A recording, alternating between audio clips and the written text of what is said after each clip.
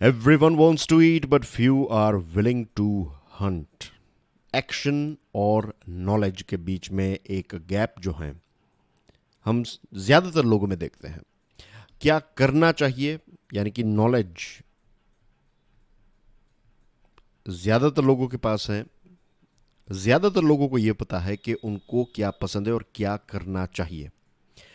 ज़्यादातर लोगों को यह भी पता है कि कौन कौन सी चीज़ें वो करेंगे तो वो चीज़ वो अचीव कर पाएंगे. लेकिन प्रॉब्लम यह है कि नॉलेज और एक्शन के बीच में एक बहुत बड़ा गैप होता है. This is something that we can learn from the lion. Lion जो है वो सिर्फ शिकार के बारे में सोचता नहीं है, वो उसके ऊपर एक्शन भी लेता है. And that's why lion is the king of the jungle. तो नॉलेज होना it's not enough, you have to take action. जब नॉलेज और एक्शन के बीच में जो गैप है वो जाएगा, तब जाकर आपको रिजल्ट्स देखने को मिलेंगे. इसके साथ डियर फ्रेंड्स, आज 9 अगस्त 2021 है एंड आई एम श्योर आप सब ने अपना वीकेंड काफ़ी एंजॉय किया होगा. Now dear friends, you can support us by clicking this join button. इस वीडियो के बिल्कुल नीचे और हमारे सभी वीडियोस के नीचे आपको ये ज्वाइन बटन देखने को मिलेगा. तो you can click this join button, और जब आप इस बटन को क्लिक करेंगे then you would be able to contribute a small amount, जिससे आप हमारे एफर्ट्स को सपोर्ट कर सकते हैं और बदले में आपको लॉयल्टी बैजेस भी मिलेंगे. आज हमारे टेबल के ऊपर 4 इंपॉर्टेंट आर्टिकल्स हैं.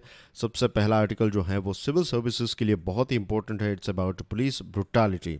सेकेंड आर्टिकल जियोपॉलिटिक्स के साथ जुड़ा हुआ है. It's about Afghanistan. और ये दो आर्टिकल्स जो हैं ये आरबीआई के साथ जुड़े हुए हैं, यानी कि हमारी इकोनॉमी को लेकर ये बहुत ही इंपॉर्टेंट आर्टिकल्स हैं. आज के लेक्चर की पीडीएफ को डाउनलोड करने के लिए check out my Telegram channel. You can follow me on Facebook as well.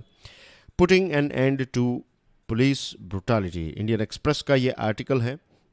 एक आईपीएस ऑफिसर साहब ने इस आर्टिकल को लिखा है और जून 2021 में तमिलनाडु में ये हुआ कि एक 47 ईयर ओल्ड ए मुरुगसन नाम के एक व्यक्ति को पुलिस ने इतनी बुरी तरीके से पीटा कि उस व्यक्ति की मृत्यु हो गई.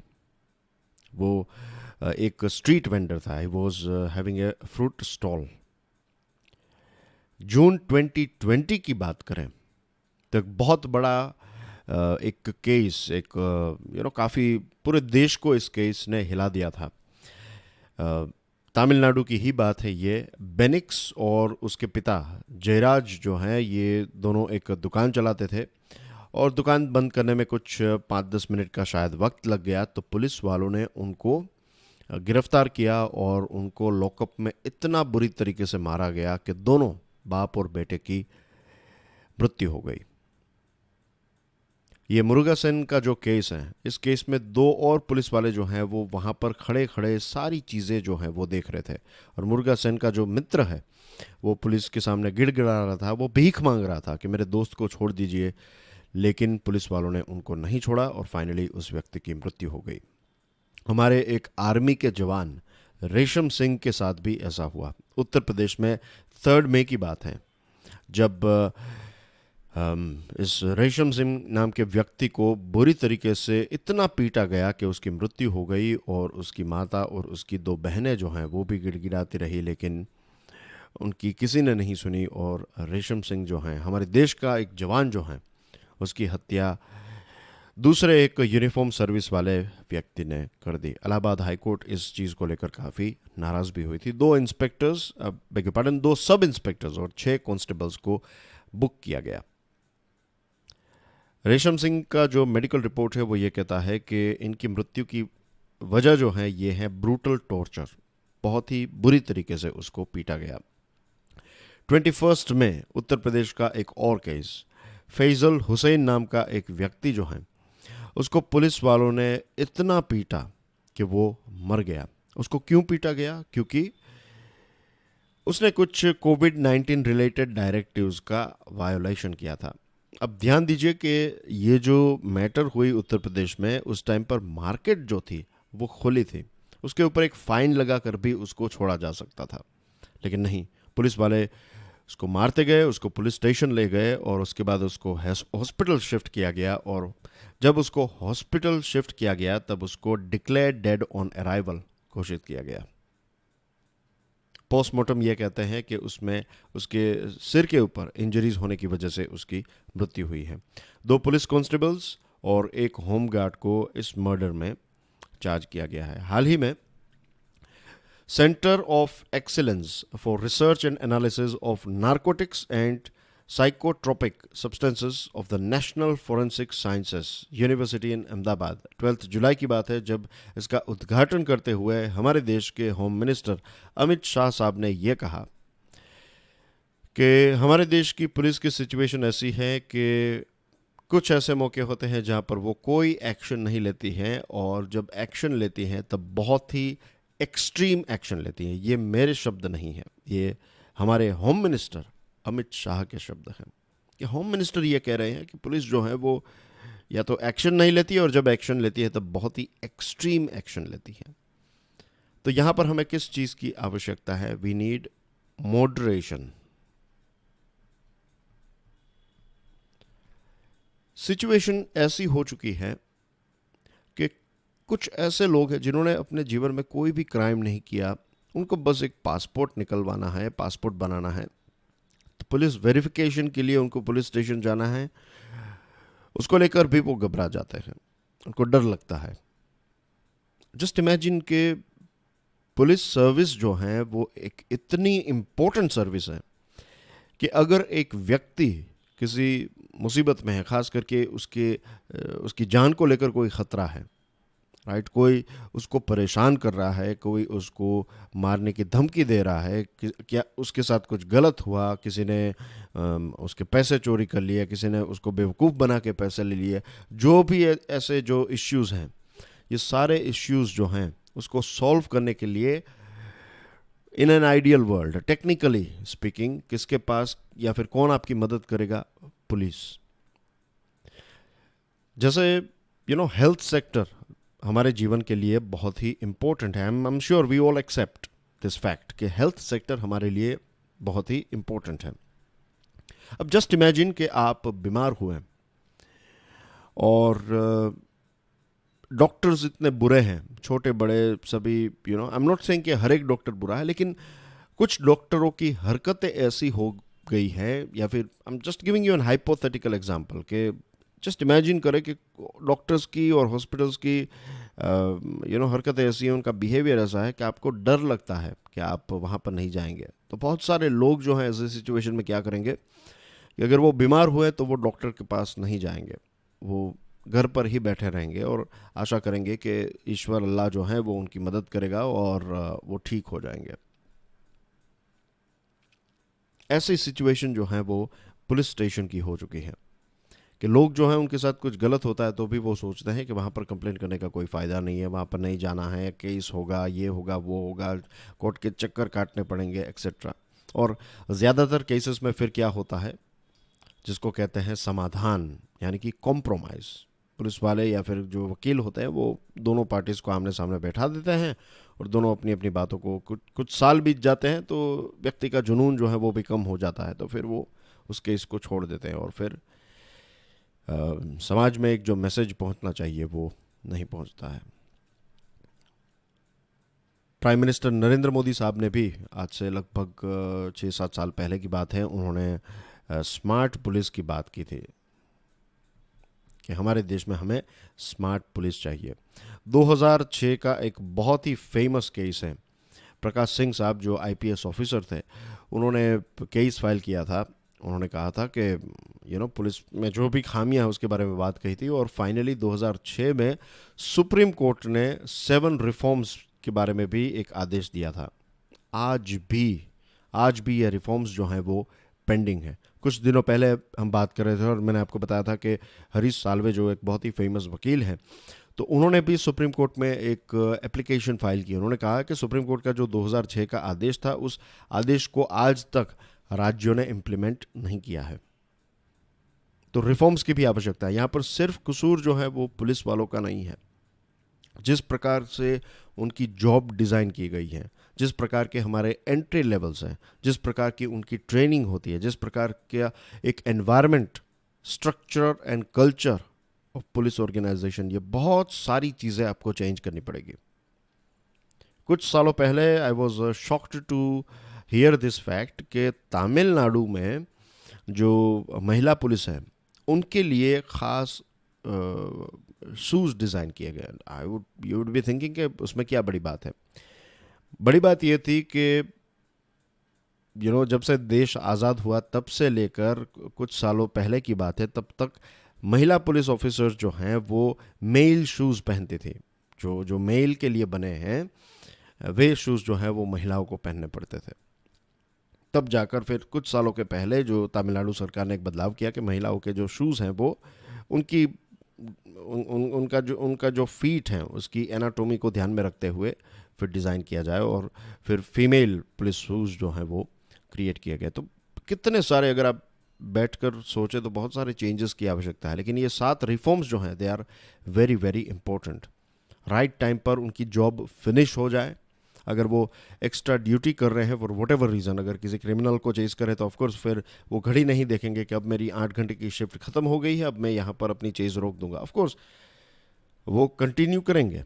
तो अगर वो 3-4 घंटे और काम करते हैं तो नेक्स्ट डे जो है या तो उनको छुट्टी दी जाए या फिर नेक्स्ट डे जो है वो उनको उतना आराम दिया जाए और उसके बदले में कोई और व्यक्ति हमारे पास हो। तो we need to fill up the vacancies as well. अगर बात करने बैठे तो बहुत सारी ऐसी चीज़ें हैं जो रिफॉर्म्स मांगती हैं। कुछ आंकड़ों के ऊपर नज़र डालते हैं। National crime records bureau NCRB data यह कहता है कि 100 cases of custodial deaths were reported in 2017। इसमें से 42 ऐसी कस्टोडियल डेथ्स हुई जो पुलिस कस्टडी में हुई है। इसमें 33 पुलिसमैन जो हैं उसको अरेस्ट किया गया और 27 जो हैं उनके खिलाफ चार्जशीट फाइल की गई। सिर्फ चार्जशीट फाइल हुई है, आई एम नॉट सेइंग कि उनको कन्विक्ट किया गया है, सिर्फ चार्जशीट फाइल हुई है। 48 police personnel were charge sheeted and 3 convicted in cases of human rights violation. इतने केसेस होते हैं, उसमें से बहुत ही कम लोग जो हैं वो कन्विक्ट हो पाते हैं। और ओवरऑल 2005 केसेस हुए पुलिस पर्सनल के खिलाफ और उसमें से 1000 को चार्जशीट किया गया। केसेस की बात करें तो महाराष्ट्र में सबसे ज़्यादा केसेस होते हैं हमारे देश में, उसके बाद गुजरात, राजस्थान का नंबर है। और ये सारे आंकड़े जो हैं इसमें से 128 पुलिस पर्सनल वेर कन्विक्टेड। ये we are talking about this figure, right? 2000 cases की बात कर रहे हैं।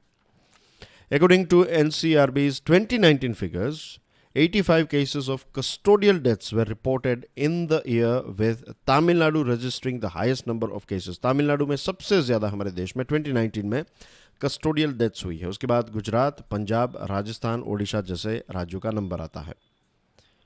No policeman was convicted, though 14 personnel of Gujarat were arrested and charge sheeted. देखिए कितने केसेस होते हैं और कितने लोग जो हैं वो कन्विक्शन तक पहुंचते हैं। For 6 custodial deaths in Rajasthan 3 magisterial inquiries और 2 जुडिशियल इंक्वायरीज जो हैं वो स्थापित की गई है। फिर हमारे जो former minister of state for home affairs G Kishan Reddy साहब ने ये बताया कि अप्रैल 2019 से लेकर मार्च 2020, यानी कि ये जो साल है 2019-2020 का, पूरे जनवरी से फरवरी की बात नहीं है, as you can see April to March की बात है। तो इसमें 1697 कस्टोडियल डेथ्स हुई हमारे देश में और इसमें से 1584 जो हैं ये जुडिशियल कस्टडी में लोग थे और 113 जो हैं वो पुलिस कस्टडी में थे। ऐसे आंकड़ों की बात करें तो उत्तर प्रदेश का नंबर सबसे पहले आता है, उसके बाद मध्य प्रदेश का नंबर आता है। हमारे देश में हर रोज़ 5 लोगों की कस्टोडियल डेथ होती है। अगर इन आंकड़ों को हम एक साल के साथ कंपेयर करें या फिर डिवाइड करें, तो 5 लोगों की मृत्यु हर रोज़ होती है कस्टडी में। 3 अगस्त 2021 की बात है। Minister of state for home affairs Nityanand Rai साहब ने यह बताया लोकसभा में कि 348 custodial deaths and 1189 cases of torture by police were reported across the country in last 3 years। अब देखिए यहाँ पर कि एक तरफ मिनिस्टर ऑफ होम अफेयर्स जो है वो लोकसभा में ये आंकड़ा देते हैं और उसके पहले जो मिनिस्टर साहब थे उन्होंने कुछ और आंकड़ा दिया है। तो यहाँ पर भी एक तालमेल जो है वो देखने को नहीं मिलता है। तो it is very very important कि अगर कोई ऐसी चीज़ होती है जो आपका रक्षक है, अगर वो गलती करता है, क्योंकि उस व्यक्ति को लॉ के बारे में पता है, उस व्यक्ति को केसेस के बारे में पता है, उसकी वो जॉब है, और फिर भी अगर वो ये चीज़ करता है तो सबसे ज़्यादा सज़ा उसकी होनी चाहिए।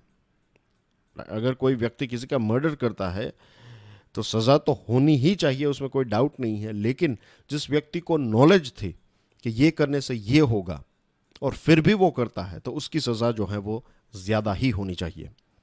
और छोटी बड़ी गलतियां भी अगर करते हैं, छोटी बड़ी यानी कि जानबूझकर, आई एम नॉट सेइंग कि कोई मिस्टेक हो गई, I am not talking about that. अगर किसी को कहीं पर डायरेक्ट करने में पुलिस वालों ने अपना हाथ उठा लिया जहां पर फोर्स की कोई आवश्यकता नहीं थी, ऐसी जगहों पर अगर ऐसी कंप्लेंट्स आती हैं तो उनके खिलाफ एक एक्शन लेनी चाहिए, ताकि सभी को एक लाउड एंड क्लियर मैसेज मिल जाए कि अगर आप कुछ गलत करेंगे, आप रक्षक होकर भक्षक बनेंगे, तो आपको माफ़ नहीं किया जाएगा। और खास करके वे सारे पुलिस पर्सोनल जो स्पेक्टेटर्स बन के देखते हैं, वो देखते रहते हैं और दूसरे पुलिस वाले जो हैं वो लोगों को मारते रहते हैं और यहाँ तक कि मार डालते हैं, तो this should not be acceptable. उन्होंने भी अपनी ड्यूटी नहीं की। टेक्निकली स्पीकिंग उनकी भी ड्यूटी बनती है कि कोई भी व्यक्ति अगर ऐसी कोई क्राइम कर रहा है तो उसको रोकना। अगर वो नहीं कर रहे हैं then they are also uniform पहनकर कहीं ना कहीं डायरेक्टली इनडायरेक्टली वो जो हैं वो उस क्राइम के साथ जुड़ चुके हैं। तो जो ऑफिसर्स हैं, sub divisional police officer, superintendent of police जो हैं, उनको भी अकाउंटेबल यहाँ पर करना चाहिए। The looking glass of history in Afghanistan, the Hindu का ये आर्टिकल है। आपकी स्क्रीन के ऊपर जो तस्वीर है, शायद आप में से कुछ लोग इनके जानते होंगे, कुछ नहीं। इनका नाम है मिखाइल गोर्बाचेव। मिखाइल गोर्बाचेव जो है वो ही वॉज द प्रीमियर, या फिर आप कह सकते हैं प्रेसिडेंट ऑफ यूएसएसआर। जब वो जनरल सेक्रेटरी बने कम्युनिस्ट पार्टी के, उस टाइम पर 1985 की बात है, और उस टाइम पर जो यूएसएसआर की फोर्सेस हैं वो अफ़गानिस्तान में कुछ 5 सालों तक थी। यूएसएसआर ने कोशिश की थी कि अफ़गानिस्तान को वो अपने कंट्रोल में ले ले, लेकिन लंबे समय तक वो वहाँ पर नाकामयाब रहा, क्योंकि वहाँ के जो मुजाहिदीन ग्रुप्स थे, वहाँ के जो लोकल थे, उनको यूएसए का सपोर्ट मिलता था और उनके बेसिस जो है वो पाकिस्तान में थे। तो हथियार, ट्रेनिंग, ये सारी चीज़ें जो हैं पाकिस्तानी मिलिट्री के पैसे और ये सारी चीज़ें जो हैं वो यूएसए प्रोवाइड करता था वाया पाकिस्तान, क्योंकि उस टाइम पर शीत युद्ध का वक्त चल रहा था, cold war, USA versus USSR. तो यूएसए नहीं चाहता था कि यूएसएसआर जो है वो अलग अलग रीजन में स्प्रेड हो जाए। फिर गोर्बाचेव साहब जो हैं वो हेड बन जाते हैं, सुप्रीम लीडर बन जाते हैं सोवियत यूनियन के, और उनकी मुलाकात होती है पाकिस्तानी डिक्टेटर से मॉस्को में। और उस टाइम पर उन्होंने एक प्रकार से धमकी दी कि पाकिस्तान अगर कुछ गलत हरकत करेगा, मुजाहिदीन को सपोर्ट करेगा, ये वो एक्सेट्रा, तो फिर पाकिस्तान को बख्शा नहीं जाएगा। लेकिन पाकिस्तान ने इस को थ्रेट नहीं, लेकिन एक सिर्फ धमकी ही माना, क्योंकि पाकिस्तान को पता था कि यूएसए का सपोर्ट पाकिस्तान के पास है, और पाकिस्तान को ये भी पता था कि सोवियत यूनियन भी चाहता है कि पाकिस्तान जो है वो यूएसएसआर जो है, मीन्स यूएसए जो है वो पाकिस्तान की रक्षा कर रहा है, तो आप पाकिस्तान का कुछ नहीं बिगाड़ सकते। 32 साल के बाद यूनाइटेड स्टेट्स ऑफ अमेरिका, वही यूएसए जो पाकिस्तान की मदद करता था, जो मुजाहिदीन को हेल्प करता था, काफ़ी मेहनत की, काफ़ी पैसे खर्च किए, लेकिन अब सिचुएशन ऐसी हो चुकी है कि जो यूएसएसआर 85 और उसके बाद के समय में चाहता था, वही चीज़ जो है वो अब यूएसए चाहता है। यूएसए जो है वो अफगानिस्तान से निकल रहा है। एक एंगल से देखें तो यूएसए जो है वो अफगानिस्तान में हार भी गया है, और आज भी ये तालिबान जो है उसके बहुत सारे बेसिस पाकिस्तान में है, लेकिन यूएसए पाकिस्तान के ऊपर अटैक नहीं कर सकता, क्योंकि पाकिस्तान भी एक न्यूक्लियर कंट्री है, उनके पास भी न्यूक्लियर हथियार हैं। अगर न्यूक्लियर हथियार नहीं होते तो शायद यूएसए ऐसी चीज़ करने के बारे में सोचता, लेकिन अब कोई चांस ही नहीं है। मिस्टर ट्रंप ने यह कहा कि we can no longer be silent about Pakistan's safe havens for terrorist organizations, the Taliban and other groups that pose a threat to the region and beyond. Pakistan has much to gain from partnering with our effort in Afghanistan. It has much to lose by continuing to harbor criminals and terrorists. ये mister Trump ने कहा था। जैसे Mikhail Gorbachev साहब ने एक वक्त पर कहा, अलग शब्द थे, लेकिन इंटेंशन यही था कि पाकिस्तान जो है वो इन सारे ऑर्गेनाइजेशंस को सपोर्ट करना बंद कर दे। लेकिन क्या पाकिस्तान ने बंद कर दिया है? The answer is no. ये 2017 में जो उन्होंने बात बताई, 2017 से पहले की बात है, तो अगस्त 2017 की बात यह है कि वही मिस्टर ट्रंप ने यह कहा कि यूएसए के डिप्लोमेट्स जो हैं वो तालिबान के रिप्रेजेंटेटिव्स को मिलेंगे, उनके साथ डिस्कशन करेंगे और ये युद्ध जो है वो यूएसए ख़त्म करना चाहता है। फरवरी 2020 में यूएसए और तालिबान के बीच में एक एग्रीमेंट हुआ जो मिस्टर ट्रंप के समय में हुआ था और नए प्रेसिडेंट जो बाइडेन ने भी इस एग्रीमेंट को सपोर्ट किया है। भारत की बात करें तो भारत के जो प्रोजेक्ट्स हैं उसके बारे में आप जानते हैं, मैंने कई बार ये चीज़ बताई है, लेकिन इतिहास को देखें, इतिहास के पन्नों को पलटे तो राजीव गांधी साहब जो हैं वो पहले चाहते थे कि अफ़गानिस्तान में किंग ज़ाहिर शाह जो उस समय रोम में थे, इटली में थे, तो वो देश छोड़कर भाग गए थे।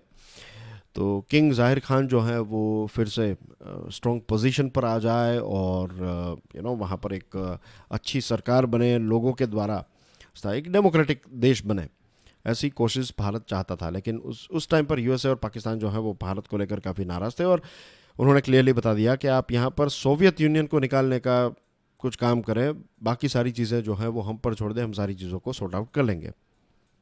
उस टाइम पर एक नजीबुल्लाह नाम के व्यक्ति थे और नजीबुल्लाह काफ़ी एक स्ट्रॉन्ग व्यक्ति थे और फाइनली वो नजीबुल्लाह की सरकार की भी स्थापना हो जाती है, लेकिन कुछ ही सालों के बाद उनकी सरकार जो है वो गिर जाती है और फिर तालिबान जो है वो कंट्रोल कर लेता है सारी चीज़ों को। अगेन सेम चीज़ शायद हमें देखने को मिल सकती है, क्योंकि जब नजीबुल्लाह की सरकार स्थापित होने वाली थी उस समय पर जो हमारे राजीव गांधी साहब थे, यानी कि हमारा देश जो था, उन्होंने कहा कि हम हर एक सेक्शन, चाहे वो पाकिस्तान के मुजाहिदीन हो, अफगानिस्तान के मुजाहिदीन हो या फिर दूसरे जो भी ऐसे ग्रुप्स हैं, तो सभी के साथ जो है वो भारत ने बातचीत की और भारत चाहता है कि वहाँ पर एक कोएलिशन गवर्नमेंट बन जाए या फिर वहाँ पर एक इंक्लूसिव गवर्नमेंट बन जाए जो नजीबुल्लाह है और तालिबान और मुजाहिदीन ये सारे लोग मिलकर जो है वो एक सरकार बनाए। ऐसी चीज़ उस टाइम पर हम मानते थे, लेकिन उसके बाद सिचुएशन ऐसी हो गई कि हमारे साथ भी हमारा प्लेन भी हाईजैक किया गया एक्सेट्रा और तालिबान के कंसिस्टेंटली इंडिया को परेशान करने की एक कोशिश, क्योंकि तालिबान जो है वो पाकिस्तान के द्वारा कंट्रोल किया जाता है। तो ये सारी चीज़ों को ध्यान में रखते हुए भारत ने कभी तालिबान के साथ जो है वो कोई डील नहीं की और अब सिचुएशन ये आ चुकी है कि हम सब जानते हैं कि अफ़गानिस्तान की सरकार जो है वो धीरे धीरे कमज़ोर होती जा रही है। यूएसए जब यहाँ से निकल जाएगा 31 अगस्त को, तो पता नहीं यूएसए किसी प्रकार का एरियल सपोर्ट, ये सपोर्ट प्रोवाइड करेगा नहीं करेगा, पैसे प्रोवाइड करेगा, हथियार प्रोवाइड करेगा सरकार को या फिर उनकी सिक्योरिटी फोर्सेस को, इट्स वेरी डिफ़िकल्ट टू से। लेकिन फ़िलहाल अफ़गानिस्तान को मदद की आवश्यकता है, अफ़गानिस्तान को सपोर्ट की आवश्यकता है और जब सपोर्ट नहीं मिलेगा अफ़गानिस्तान को तो तालिबान ईजिली सारी चीज़ों को टेक ओवर कर लेगा और जब तालिबान मेन चेयर के ऊपर आ जाएगा तो भारत के लिए एक बहुत बड़ा इश्यू हो जाएगा, क्योंकि हम तो तालिबान के साथ बातचीत करते नहीं हैं, वो तो हमें दुश्मन ही मानेंगे और पाकिस्तान जो है वो तालिबान, यानी कि अफ़गानिस्तान में अगर तालिबान आ गया, एक तरफ पाकिस्तान है और एक तरफ ईरान है, तो ये तीन पाकिस्तान की एक लंबे समय से स्ट्रेटेजी, पाकिस्तान जानता है कि अकेला पाकिस्तान जो है वो इंडिया को हरा नहीं सकता, लेकिन ये तीनों की मदद और ऊपर से चाइना का सपोर्ट, ये चार मिल जाए तो फिर भारत के ऊपर एक बहुत बड़ा प्रेशर जो है वो क्रिएट किया जा सकता है। तो we have to make sure कि पाकिस्तान में किसकी सरकार बनेगी वी कैन नॉट कंट्रोल, या फिर we can not develop that good relationship. Same thing goes with China. लेकिन ईरान और अफगानिस्तान दो ऐसे देश हैं जिनके साथ हम अच्छे रिलेशनशिप जो है वो क्रिएट कर सकते हैं और हमने करने भी चाहिए, वरना फिर ये टीम ऑफ 4 हो गई तो हमारे लिए बहुत बड़ा खतरा हो सकता है। टाइट रॉप वॉक, ये इकोनॉमी के साथ जुड़ा हुआ एक आर्टिकल है, द हिंदू का आर्टिकल है। हाल ही में गवर्नर शक्तिकांत दास साहब जो हैं उन्होंने एक स्टेटमेंट दिया जब आरबीआई की लेटेस्ट पॉलिसी उन्होंने अनाउंस की। तो सेंट्रल बैंक यानी कि रिजर्व बैंक ऑफ इंडिया जो है वो डेफिनेटली ग्रोथ को सपोर्ट करना चाहती है। हमारे देश में फिलहाल इकोनॉमी की बात करें तो हमें ग्रोथ की आवश्यकता है। सेकेंड वेव, फर्स्ट वेव की इम्पैक्ट और लॉकडाउन, और जैसा ये चीज़ें बैक टू नॉर्मल हो रही थी, सेकंड वेव एक बहुत ही खतरनाक वेव आ गई और उसके बाद फिर से सारी चीज़ें जो हैं वो ड्रॉप हो गई।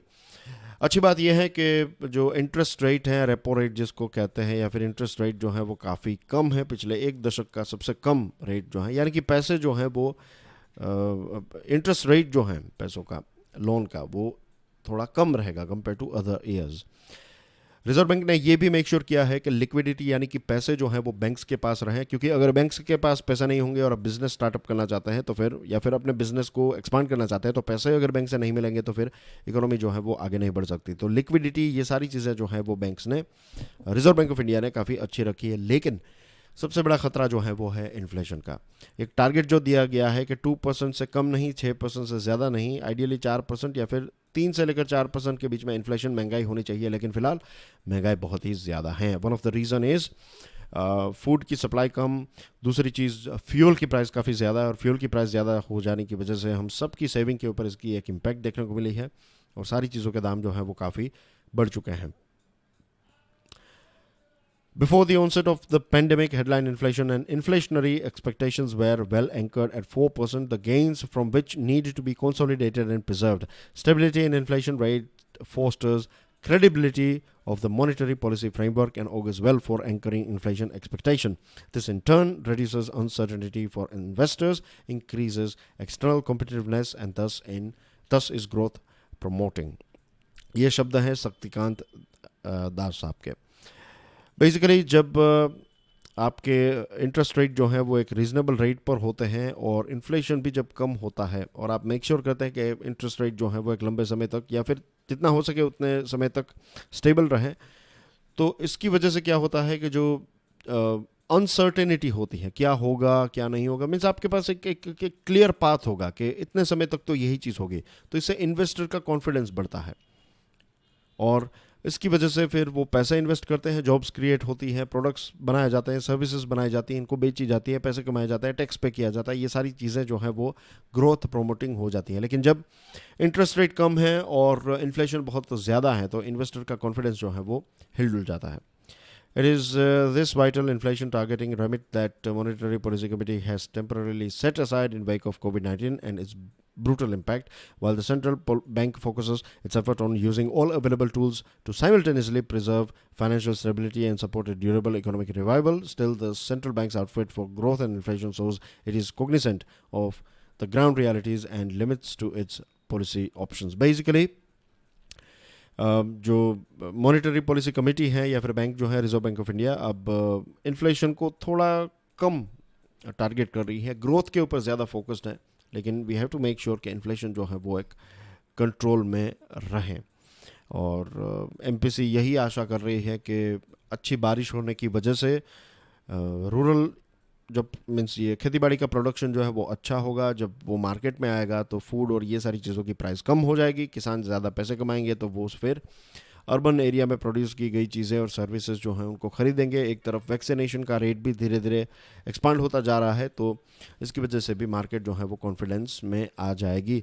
लेकिन जो आरबीआई ने ही जो कुछ सर्वेज कंडक्ट किए हैं, करंट सिचुएशन इंडेक्स, जिससे पता चलता है कि कंज्यूमर का कॉन्फिडेंस जो है वो फिलहाल वीक है, लोग जो है वो पैसे इतने खर्च करना नहीं चाहते हैं। ग्रोथ की बात करें तो फर्स्ट क्वार्टर जो है, पहले 3 महीने जो हैं इस फाइनेंशियल ईयर के, इसमें ग्रोथ काफ़ी अच्छा रहा, लेकिन सेकंड, थर्ड और फोर्थ के बारे में जो ग्रोथ का प्रोजेक्शन था उसको भी थोड़ा कम, मीन्स ये एजम्पशन है कि भाई सेकंड और थर्ड और फोर्थ क्वार्टर जो है, बाकी के तीन महीने जो हैं, ये महीना काफ़ी अच्छा रहा, ये स्पेल नॉट महीना, ये क्वार्टर काफ़ी अच्छा रहा, और बाकी के जो 9 महीने हैं उसमें ग्रोथ जो है वो थोड़ा कम हो सकता है, तो इसकी वजह से और ज़्यादा कॉन्फिडेंस जो है वो शेकअप हो सकता है। फिर पीएमआई डेटा ये कहता है कि बिजनेस एक्टिविटी ड्रॉप हुई है, जॉब लॉसेस जो हैं वो भी बढ़ रहे हैं, तो सिचुएशन जो ग्राउंड रियलिटी है वो काफ़ी चैलेंजिंग है, और रिजर्व बैंक ऑफ इंडिया को एक स्टैंड तो लेना ही पड़ेगा, has to bite the bullet, जो प्रॉब्लम है उसको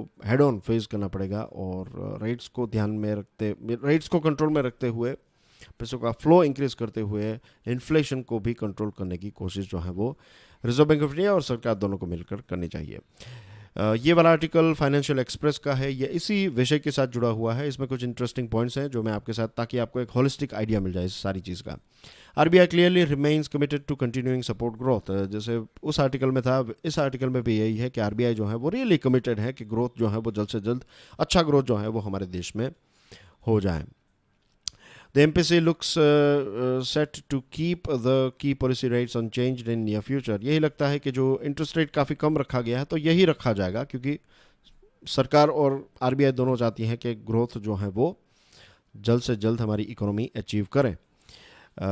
फाइनेंशियल ईयर 2022 की बात करें तो फोरकास्ट ये है कि 9.5% जितना हमारा ग्रोथ होगा। लेकिन जैसे मैंने आपको बताया कि क्वार्टर वन का ग्रोथ जो है वो 300 बेसिस पॉइंट ज़्यादा हुआ है, लेकिन बाकी के जो 3 क्वार्टर्स हैं तो इसमें 50 से लेकर 90 बेसिस पॉइंट जो है वो प्रोजेक्ट किया जा रहा है कि कम होगा। तो यहाँ पर जो आंकड़ा दिखाया जा रहा है और ग्राउंड रियलिटी है उसमें थोड़ा कॉन्फिडेंस जो है वो नहीं बैठता है। फिर आरबीआई का जो प्रोजेक्ट है कि जो सेकंड हाफ है इस साल का, सेकंड हाफ पहले 6 महीने और बाकी के 6 महीने, तो बाकी के 6 महीनों में ग्रोथ जो है वो कुछ 6% के आसपास होगा। और सिर्फ फर्स्ट क्वार्टर अच्छा है और सेकंड क्वार्टर अच्छा नहीं है और बाकी के भी इतने नहीं है, तो फिर how we are going to achieve 9 point how चीज वॉट 9.5% से ज़्यादा रेट हम कैसे ग्रोथ का अचीव कर पाएंगे। अर्बन कंज्यूमर कॉन्फिडेंस जो है वो भी काफ़ी लो हो चुका है। हाउस होल्ड सेंटिमेंट्स, फ्यूल की प्राइस, इन्फ्लेशन, ये सारी चीज़ों की वजह से सेविंग कम है, तो उनका कॉन्फिडेंस जो है वो भी इतना कोई ख़ास नहीं है। और इससे पहले भी मैंने आपको कई बार बताया है कि कंजम्पशन जो है, कंजम्पशन यानी कि प्राइवेट कंजम्पशन, मुझे आपको हम सबको, देश के सभी लोगों को जो चीज़ें चाहिए, जो चीज़ें वो कंज्यूम करते हैं, ये हमारी जीडीपी का 2/3 पार्ट प्ले करती हैं। और जब सेंटिमेंट्स कम हो जाते, मीन्स नेगेटिव रहते हैं या फिर ड्रॉप होते हैं, तो लोग कम चीज़ें खरीदते हैं, तो इसकी इम्पैक्ट भी ग्रोथ के ऊपर डायरेक्टली हमें देखने को मिलती है। जब फर्स्ट लॉकडाउन आया और उसके बाद आरबीआई ने बहुत सारी चीज़ें की, ऑन टैप टीएलटीआरओ, एमएसए फाइनेंसिंग, और ये मेक श्योर किया कि पैसे जो हैं, लिक्विडिटी जो है वो स्मूथली अवेलेबल रहें।